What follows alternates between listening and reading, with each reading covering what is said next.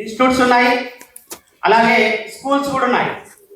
ఈ అగ్నోత్తర ప్రచారం ఏదైతే ఉందో 22వ సంవత్సరంలో ట్రైనింగ్ తీసుకున్న తర్వాత వేగవంతంగా ప్రచారం చేయడం జరిగిందండి. అందులో చాలా గ్రామాలలో అగ్నోత్తరం ప్రచారం చేయడానికి స్వచ్ఛందంగా ఏదైతే మనం ఆదివారం రోజు ఏదైతే హాలిడే ఉంటుందో ఆ రోజు మా ముఖ్య కార్యం ఏంటి అంటే కనుక అగ్నోత్తరం ప్రచారం చేయడం.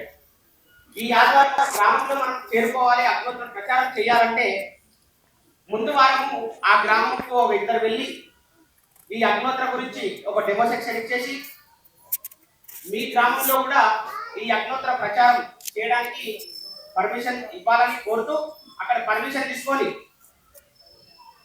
నెక్స్ట్ వచ్చి ఆదివారం ఏదైతే ఉందో శనివారం మన లెక్కల ప్రకారం శనివారం 12 గంటలకు లేచి అర్ధరాత్రి 12 గంటలకు లేచి స్నానాలు ఆచరించి 2 గంటలకు ఒక స్పాట్లో అందరూ కలవాలని చెప్పేసి డిసిషన్ తీసుకొని 2 గంటల ప్రయాణం మొదలు పెడితే ఏదైతే గ్రామం అనుకున్నామో ఆ గ్రామంలో 4-4:30 వరకు చేరుకొని అక్కడ 5 గంటలకు గాయత్రి ఏదైతే ఉందో ఆ శ్లోకం పఠిస్తూ 5 గంటలకు వ్యావం ఇచ్చేసి నగర సంకీర్తన చేస్తాం. 5:30 నుంచి అగ్నోత్తరం 15 నిమిషాల ముందు వరకు నగర సంకీర్తన ఐడియా ఉండొచ్చు.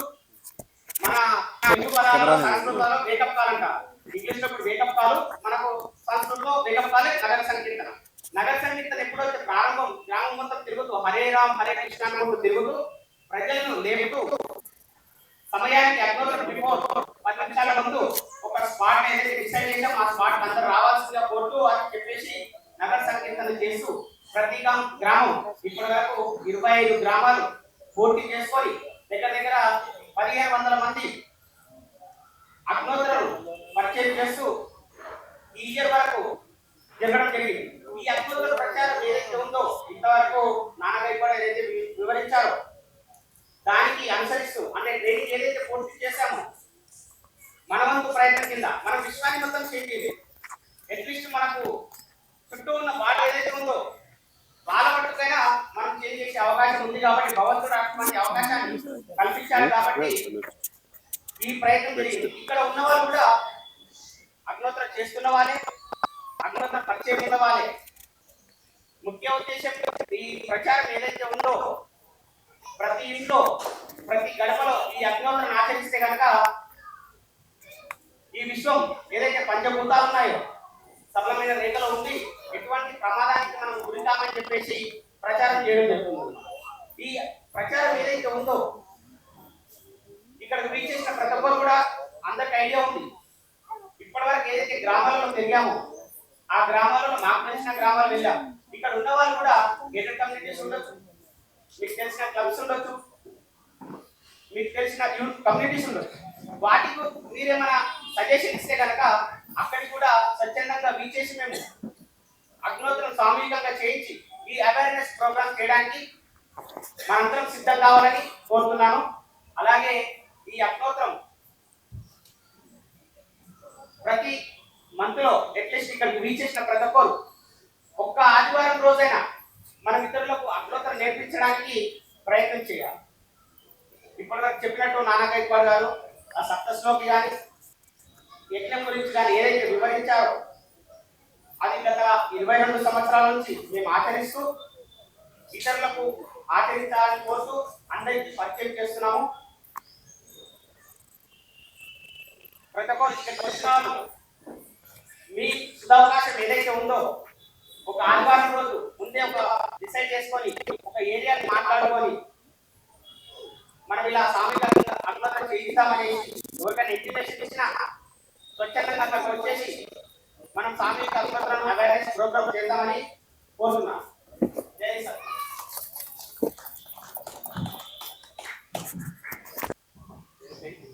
నాన్నగారు చెప్పారు ఈ అక్కల్కోట్ నుంచి 130 భాషల్లో విశ్వవ్యాప్తంగా అందించబడుతుంది. ఇదేదైతే మనం చూస్తున్నామో వేలాది సంవత్సరాలు ఋషులు మునులు దేని గురించి ఎదురు చూశారో అది ఇప్పుడు మనం కండారా చూస్తున్నాం. ఇది చాలా అనమాట, ఇది ఈ భవిష్యవాణి అనమాట. చాలా వందల సంవత్సరాల కింద అందరు తెలియజేశారు. భవిష్యత్ అనమాట మహాభారతాలు అనమాట. చిరంజీవి మార్కండేయ గారు అనమాట ధర్మరాజు చెప్తాడు యుగం మారే ముందు ఎలాంటి సంకేతాలు ఉంటాయని చెప్తే అనమాట.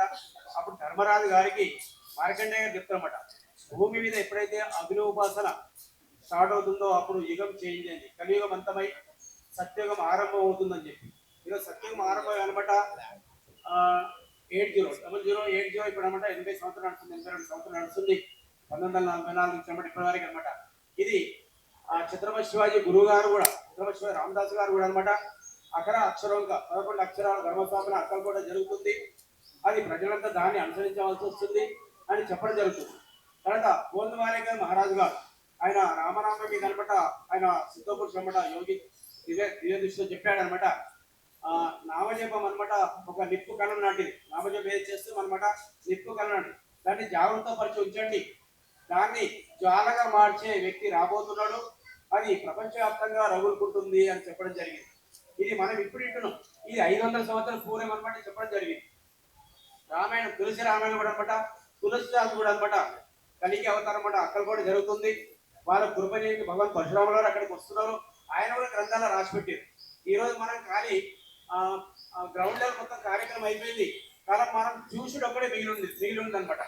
మహారాజు కూడా అత్యంత ప్రియమైన నాకేదైనా ఉందనుకుంటే కేవలం అగ్నిహోత్రం మా ప్రాణుల కంటే అధికమైనది. మా యొక్క వేదవాణిని ఎట్లాంటి మా యొక్క వేదవాణి అనమాట బ్రాహ్మణ్ నుండి చండాలని వరకు అనమాట మీరు అందియండి అని చెప్పడం జరుగుతుంది. మహారాజు గారు నాన్నగారు చెప్పాడు, అప్పుడు 700 శ్లోకాలు అనమాట జ్ఞానం ఉండేది.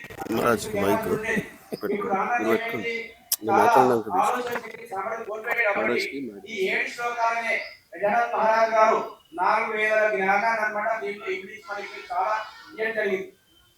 ఎలాంటి చందమామను చూపిస్తూ తల్లి తన పిల్లవాడికి ఎట్లయితే గోరుముగా తినిపిస్తుందో ధర్మాన్ని మనకు మహారాజు గారు అంత సరళంగా మనకు అందియబడుతుంది. ధర్మం అనేసరికి ఆడంబరాలు కాదన్నమాట. ఎప్పుడైతే మన ఇంట్లో ఆడంబరాలు వచ్చినాయో అప్పుడు ధర్మం అనమాట మారిపోయింది. అప్పటి నుంచి దరిద్రము దుఃఖము ఇవన్నీ తాండవిస్తుంది. అర్థాయు ఎవరు పూర్ణావిష్కరణ పక్కడం లేదు. పూర్వకాలం ఈ భూమి మీద అగ్నిహోత్రం చాలా బలంగా ఉండేది. అప్పుడు సుఖము శాంతి ఆనందంగా ఉండేది, తాండవించేది. మరణించాలని చేయడం వదిలేసి మరణించాలని తెలుసుకోవచ్చు. అంటే సపోజ్ మీరు ఒక కార్యం వచ్చారనుకోండి, ఒక 10 నిమిషాలు ఆగండి ఎట్లయితే ఆగుతారో అలాగే మృత్యు కూడా మన ఆజ్ఞ గురించి ఎదురు చూసేది అనమాట. ఆ పూర్వకాలం అలా పరిస్థితి ప్రతి ఇంట్లో ధర్మాన్ని ఆచరించే వాళ్ళు కాబట్టి ఈరోజు ధర్మాన్ని మార్కెట్ పంపించి ఆడంబరాలు ఎప్పుడైతే ఇంట్లో తెచ్చుకున్నామో అప్పటి నుంచి మీరు ప్రాబ్లం చూడడానికి అనమాట. ఈ రోజు నలుగురు కలిసి శరీరకంగా ఇంటికి వస్తున్నారు కానీ మానసికంగా అనమాట ఎవరంతా డివైడ్ అయిపోయి అందుకే ఇది మహారాజు గారు అనమాట ఈ వృత్తి మీద ఎవరు దుఃఖితులు ఉండొచ్చు, బాధలు ఉండొచ్చు, బట్ ఎలాంటి పరిస్థితులు ఆఖరి ప్రాణి వారికి అనమాట జ్ఞానం లభించాలి, సామర్థ్యం లభించాలి, సంభావన లభించాలి, అంటే అసలు మోక్షం లభించాలి. మనిషి గోల్ ఏముంది, ఈరోజు గుళ్ళు గోళ్ళు తిరుగుతున్నారు తప్ప చేసిన ఏంది పరమేశ్వరు దర్శించాలి అంతే కదా. ఇది అగ్నోత్తరం మనకి అనమాట చాలా సులువుగా అనమాట ఇవ్వడం జరిగింది. మనం అగ్నోత్తరం చేయడం వల్ల మన కర్మలన్నీ